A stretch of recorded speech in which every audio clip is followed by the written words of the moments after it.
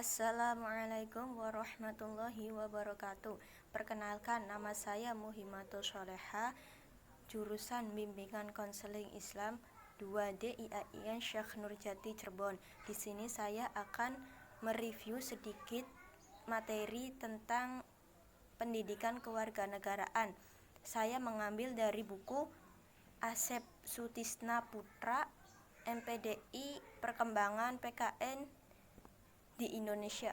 Yang pertama yaitu orientasi pendidikan kewarganegaraan. Latar belakang pendidikan kewarganegaraan yaitu perubahan yang terjadi di dewasa ini terasa begitu sangat cepat sehingga menyebabkan sendi-sendi kehidupan yang selama ini diyakini kebenarannya menjadi usang.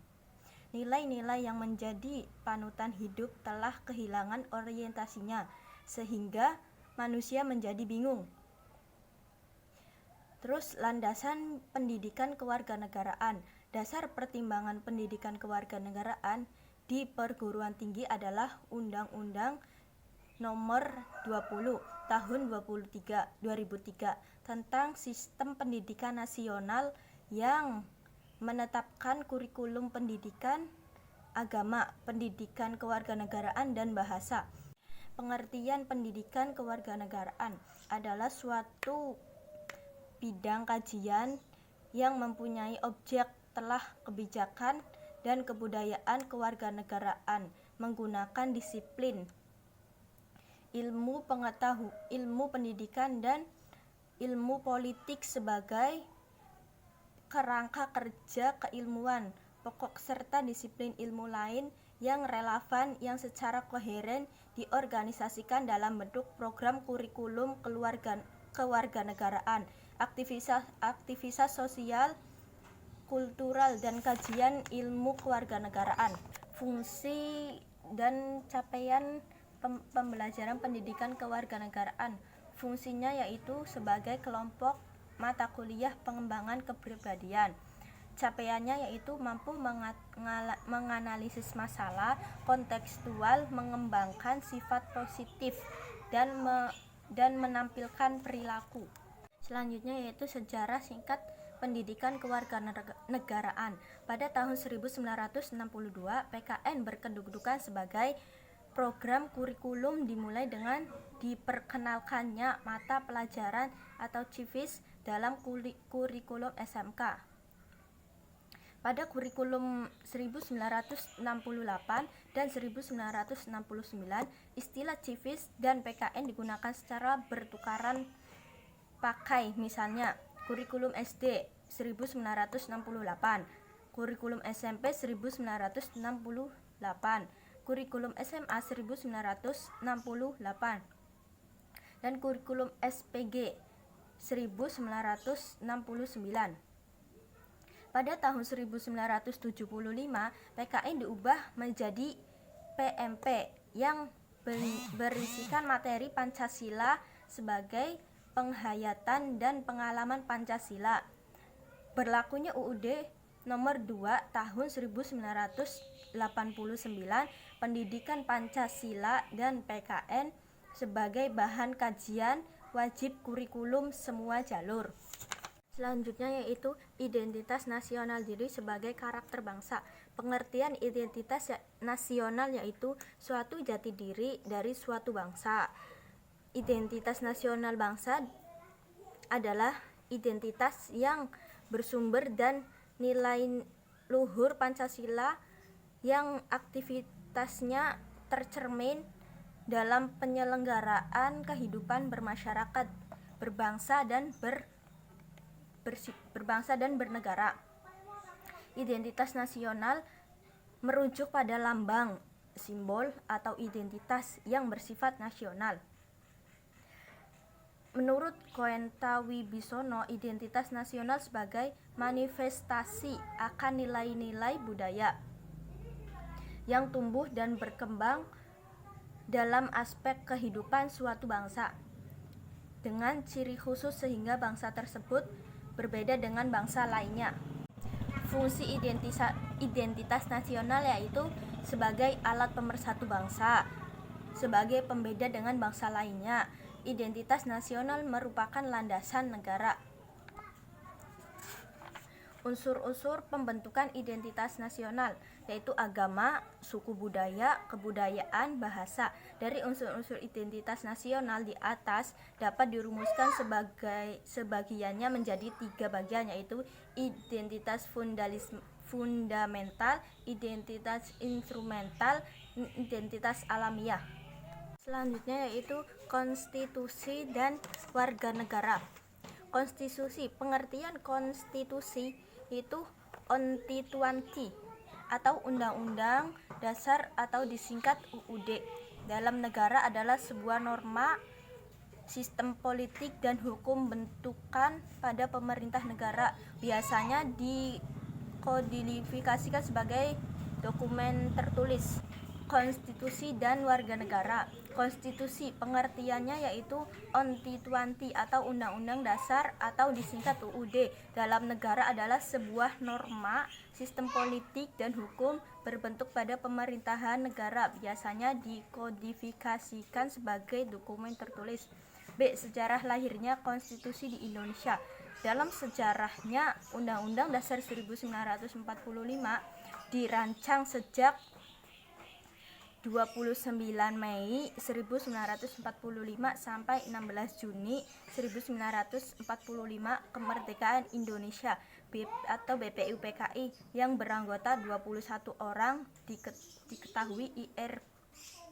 Tujuan konstitusi, tujuannya yaitu membatasi kekuasaan penguasaan agar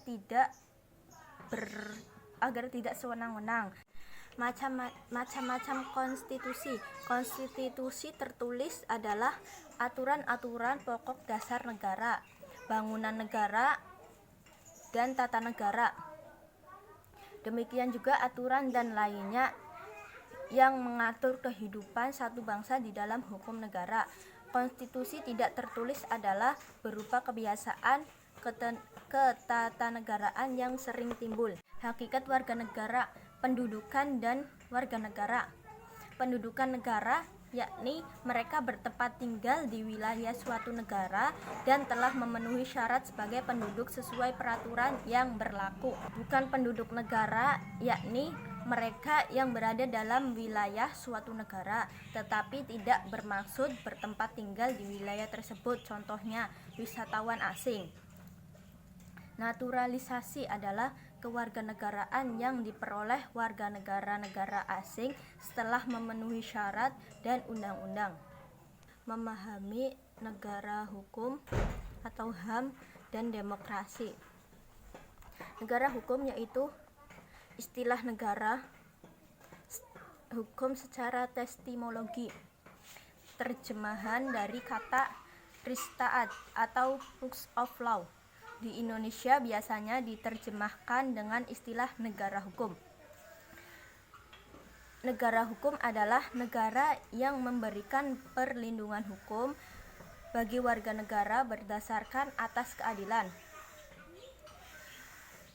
Mengemukakan istilah Rechtsstaat oleh Mr. Muhammad Yamin, yaitu ciri negara hukum, HAM terjamin oleh undang-undang, supremasi hukum, pembagian kekuasaan demi kepastian hukum, kesamaan penduduk di depan hukum, peradilan administrasi dalam perselisihan, pemilih umum yang bebas.